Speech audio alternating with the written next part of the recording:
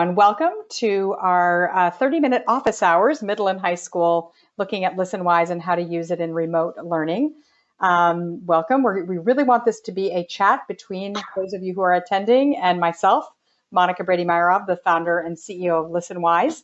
And I'm joined today by Dr. Scott Petrie, who is a 10th and 11th grade teacher in California.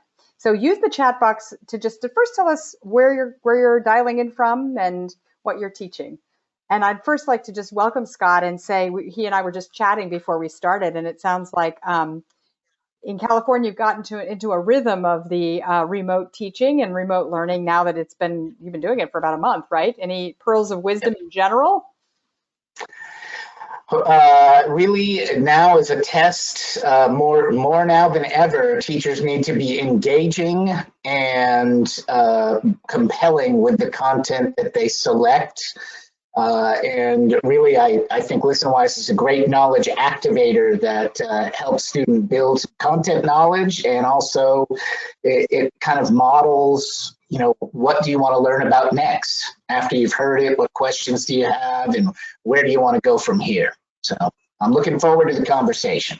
Excellent. And I can see people are chiming in from New Jersey, from Virginia, from California. All right, I'm going to turn off my video as we proceed forward.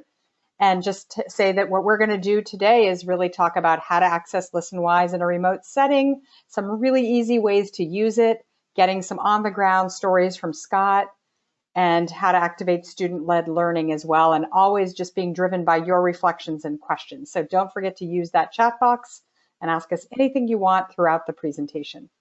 First, the nuts and bolts of Listenwise.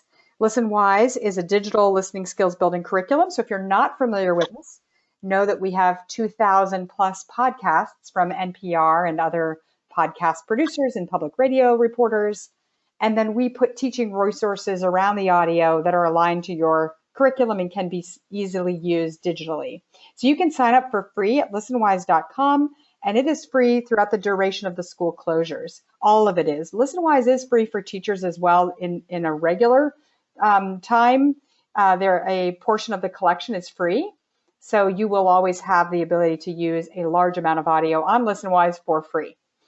Now, I don't want the webinar will be focusing on some use case scenarios, but I put in here, and you're going to get the slides and the recording, some quick links to videos about how to create your classes, enroll your students, and make some easy assignments. It is really necessary if you're going to be using it with your students in a remote setting, best to create those classes and enroll the students. So getting that out of the way will get you set up and ready to use it with your students while they're at home. Now, a word about technology. Listenwise can be used on any one of these devices. And I know that there's a big device divide going on right now, and some of our students don't have access to laptops or Chromebooks. But most students do have a mobile device, so they can use Listenwise on their mobile device. It is using the internet or data, but it is a really great interface for students. And one of the easiest ways for you to set up your classes is through Google Classroom. If you're a Google Classroom person, I'd love to know whether you are Google Classroom. You'll love to see this slide if you are, because it's so easy to import all your students, share assignments, do great integration. So that's just some nuts and bolts of the platform. And know that the other thing about using Listenwise on a mobile device is that it takes up less bandwidth than a movie. And so streaming audio is a lot less intensive on their network. All right, so the first thing I'm going to do is jump into how to search and find the best stories for you and your classroom and needs on Listenwise. I'm going to explain to you the Lexile audio measures because they're brand new. We're going to look at the transcripts and talk about standards. So to do that, I'm going to hop on over to Listenwise and live. And right now we're on the current events page. So our collection of current events changes every school day. And it's really meant to focus on being highly curative to kid-friendly news that is relevant to what's going on in the world and also tied to what's happening in your curriculum. And then our collection of lessons in ELA, science, and social studies goes deep into what books you're teaching or eras you're teaching. And we'll get into that a little bit more with Scott in a moment. But first, I'm just going to hit return in the search bar to bring up this advanced search page. Now, whatever you tick off on these boxes is how you're going to be narrowing down your search. So if I want to make sure that I have lessons with quizzes, I want to make sure that box is ticked. The other thing I want to point out here is these brand new Lexile audio measures. Many of you are probably familiar with the Lexile text measure, and it is a third-party measure of the complexity of the text. This is a measure done by Metametrics and the Lexile Level for audio. So it is a scientifically based scale that measures the complexity of the audio passage. Now, if you've been familiar with Listenwise before, you'll see that we have been using low, medium, and high to group our audio categories, and now we're just getting much more specific with it with these Lexile measures. Also, you can look at your grade range, and I see from some of our participants, we have got somebody who's 5 through 8 in Stanford, Maine. Welcome. And you can see here, that's the grade range for each of these grade levels, and that's how you might want to select your stories. So for instance, if you are a middle school teacher, let's just say you want middle school audio that is most appropriate for that middle age range, and you're going to take off the elementary school grade level for those stories, and you're going to just give it a wide range, and let's just put in the word. Let's just see what water comes up with. Okay, so maybe you're teaching microbes in the water hole. Maybe you're doing something on you want to do something on mosquitoes and raindrops or hurricanes. These all have water in the title, and it's a really simple, easy way for you to launch, launch a search for anything that you're looking for.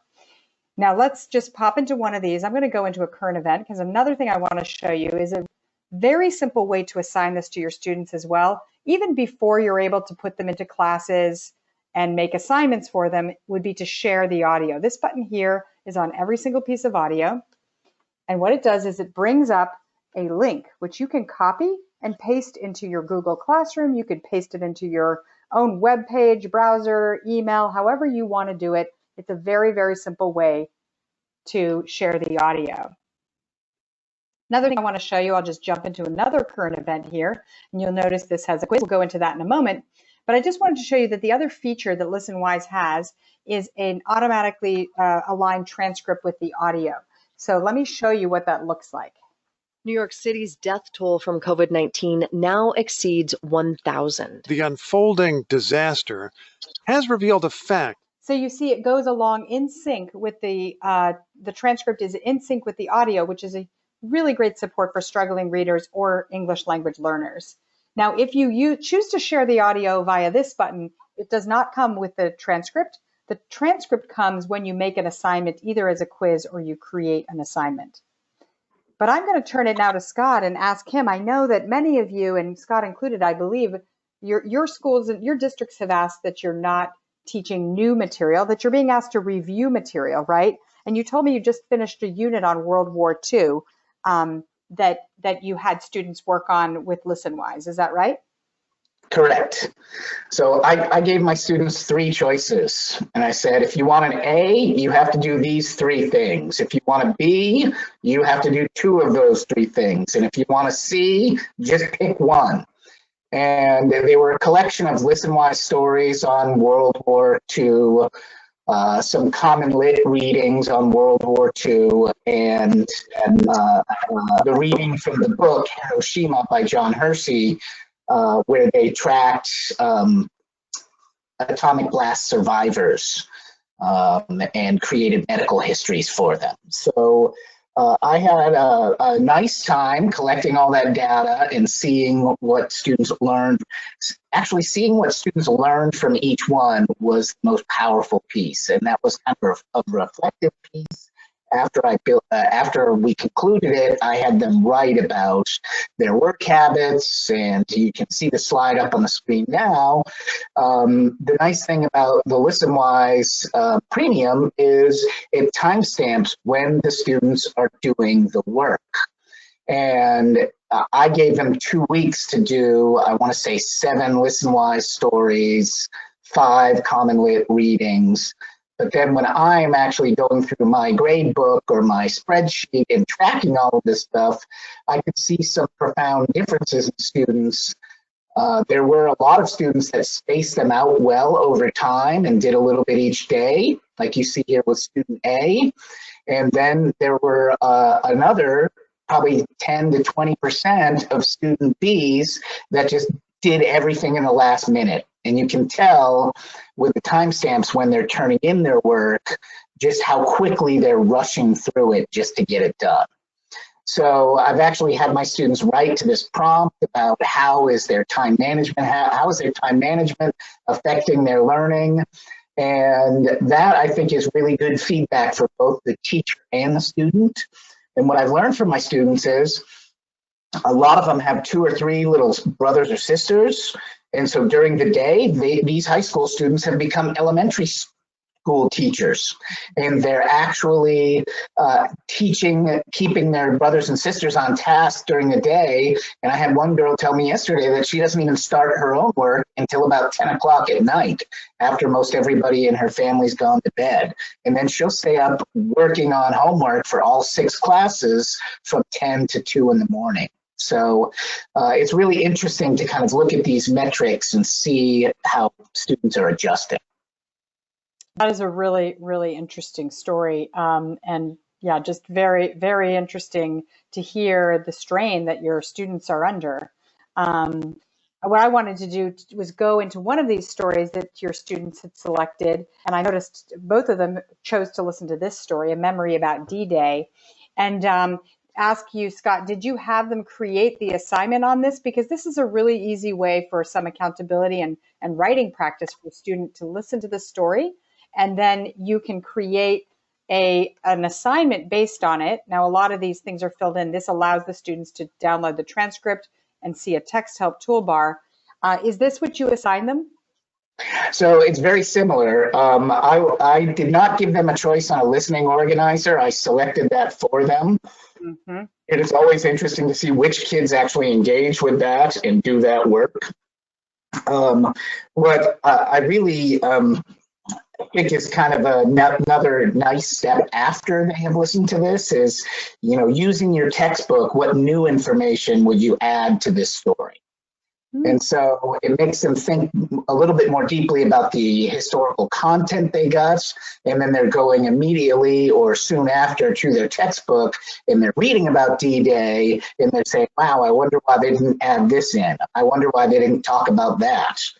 And actually, without getting off on too much of a tangent, I wanted to address, you know, what you called in the past the theater of the mind, and how audio stories are actually a much more vivid learning experience than video learning.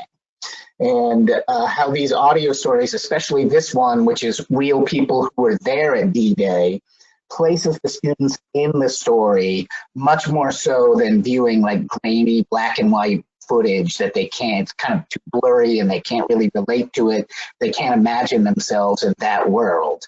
When you listen to these audio stories and they have the explosions and the music and the volume swelling, it really does put students there. And I know you've done a lot of research on that, and I wonder if you might add to it. Yeah, absolutely. I'm just showing, just as before I add to that, I'm just going to go through the rest of the assignment process to show how easy it is to quickly make a written assignment on that, and for you to be able to change the, you know, to change the questions or add them. As you said, you asked students to add what else they would have added to the story from their textbook. Yeah, you know, there's a lot of research that shows that listening stimulates more areas of the brain than viewing or even reading, that it is a full brain experience because you're able to, you know, you're activating senses in your brain that are triggered by the sounds. So it's a very powerful tool to use, and especially in something like this story on D-Day that has the actual authentic, you know, first-person voices from that time, and many of the stories do have that element to it, then those students are hearing from a different place and time. The other thing I'll say too, for if you have English language learners, it's particularly important for them to be hearing authentically spoken English at this time when maybe they're at home and not hearing English at home. But the emotion that's contained in audio I'm just going to play a little bit of this because I think it really just, hearing it speaks louder than anything I can tell you about why hearing somebody in the first person explain it is so much more powerful. Today is the 73rd anniversary of D-Day. Grossman describes what happened. We thought that we would land on the beach, that the Higgins boat would open on the beach and the ramp would go down and we would run out onto sand and then be able to run across the beach, and we would have resistance, but not as much as we encountered. What happened is the Higgins boat couldn't get all the way in. Most of us landed into water which was probably waist deep. We had so much equipment. I had to shed a lot of equipment right away. I mean, this impregnated clothing was so heavy that we had. I just threw away the gas mask, kept a little food, my shovel and my rifle. Yeah, so I mean, you can hear how years later he's reliving that experience and how emotional it is. So that's the kind of connection you can make. So if you've already done your unit on this as Scott had, but you want to add something more to it, that really makes a deep impression on a student because they're creating a picture in their mind of what this person looks like, and they're drawing on their own background knowledge to do that. That's a really powerful way to do it.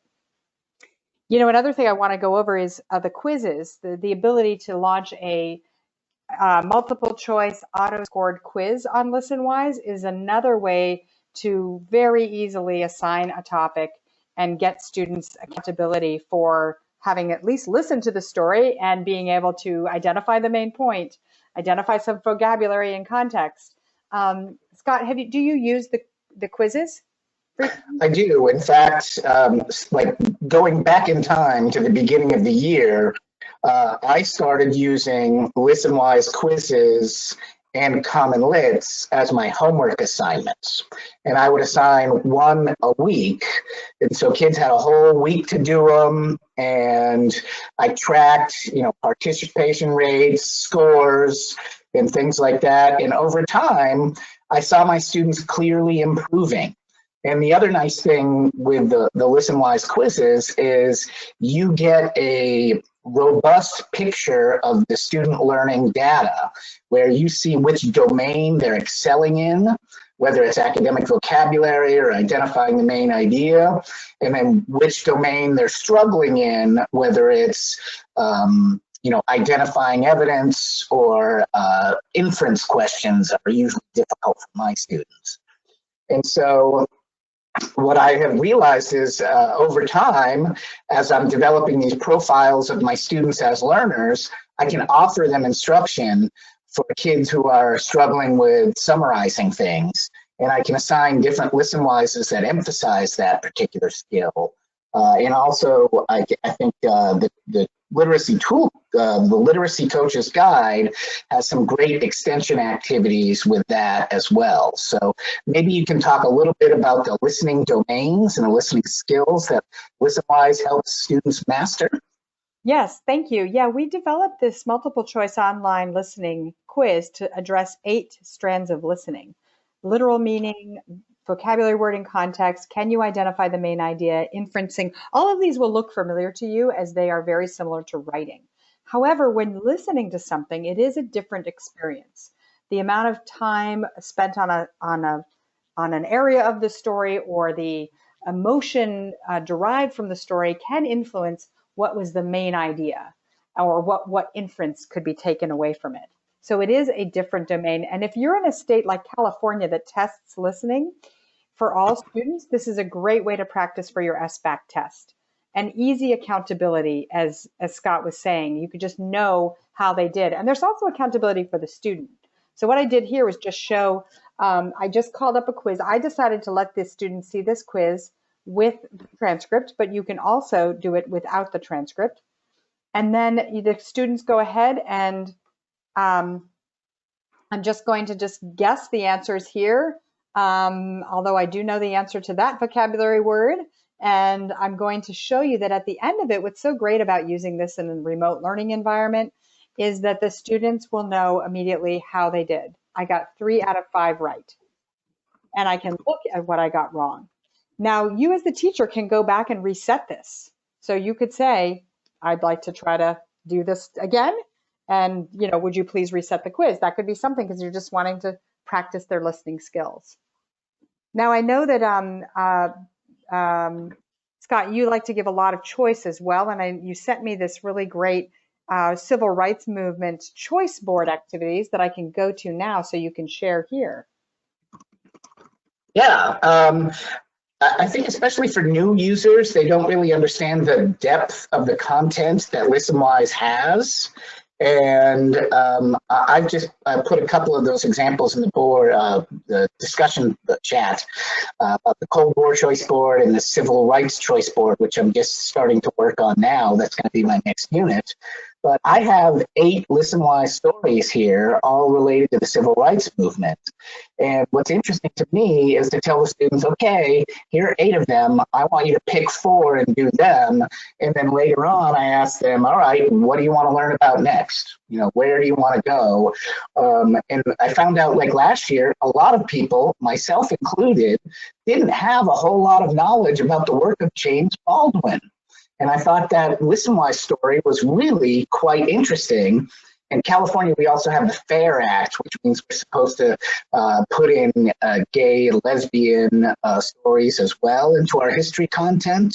And so that was an eye-opener for me, and a real easy thing to look up is who are some of these other civil rights leaders for the gay rights movement. It turns out James Baldwin was one of the first.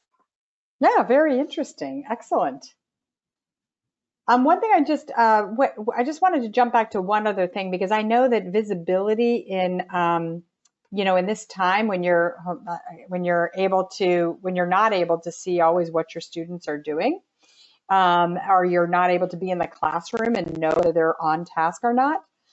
Listenwise provides you a way to do that by, once you've made an assignment, being able to see their responses. Now, Scott showed a screen that once somebody had completed it, he could see that it was green and it said they started it.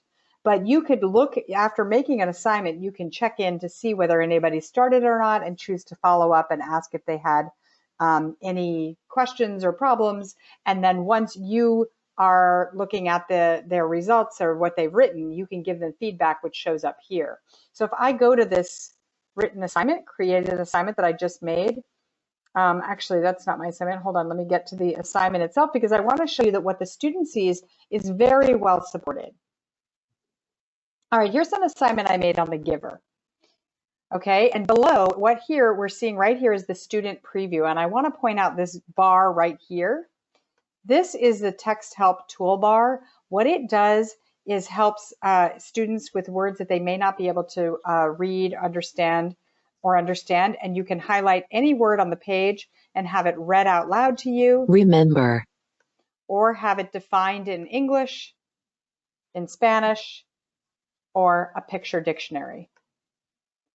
So that really helps your students who might be struggling either with English or with reading to be able to go into the questions that are in this written assignment and fully understand what's being asked. And then when you are looking at the responses up here, this one, I have some student data in it.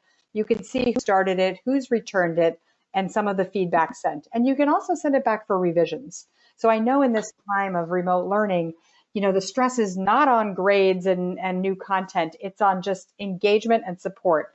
And Scott, you said something to me before we started about how this is going to really be, this time of remote learning really helps products and helps tools like Listenwise shine because they're so engaging. Mm-hmm.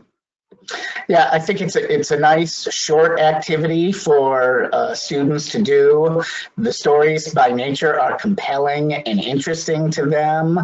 And about the feedback piece, the nice thing about the automatically graded quizzes are the kids get the answers right away and they see what they have learned or not learned from that. In another extension activity that I've done is I have the kids go back through the quiz and pick the answer they got wrong and explain why they chose the answer they did. And that's a really interesting short written response from them, because some of them are just like, oh, I was trying to do it really fast, and others are like, well, I thought when they talked about the beach on D-Day that it was a nice sunny day, and I didn't realize it was cold and rainy. So it's kind of interesting to see what students are looking at and what they pick up from these stories. I also want to talk about feedback and the importance of giving some feedback. And when I talked about this last time, I talked about staggering. Like I used to do one assignment a week and I would grade it throughout the week. And so then by the time Friday rolled around, I maybe only had like 10 or 15 still to grade because I'd been keeping up every day. Well, if you're giving your kids, 200 students, 8 different Listenwise stories to choose from, and you're trying to track and provide feedback for all of them, it's really difficult. And now what I do is I give the students a couple weeks to finish everything. And then I will use this template that I just put in the chat in order to put in the correct answers and give them feedback. And I just blast that out to everybody once the deadline is passed, and that prevents me from having to individually respond to each student. That's excellent. Thank you for sharing that. It's in the chat, as Scott just said. We're getting the hour, wondering if you have any questions we can answer. I'd like to include the Literacy Coaches Tool Guide that Scott mentioned. We'll put that into the presentation so that you can have it for your reference, as it has a lot of other good ideas. The presentation has a little bit more information on how to filter and search for quizzes, how to look for quizzes to use, and some other sample activities you could do with current events. Those are highly engaging. And then some sample writing activities, as well as student-led learning. Like Scott, you really led the way on this, like assigning them a number of current events or a number of things to choose from, or letting them explore on their own. They can search Listenwise and listen to anything that they'd like to on the platform.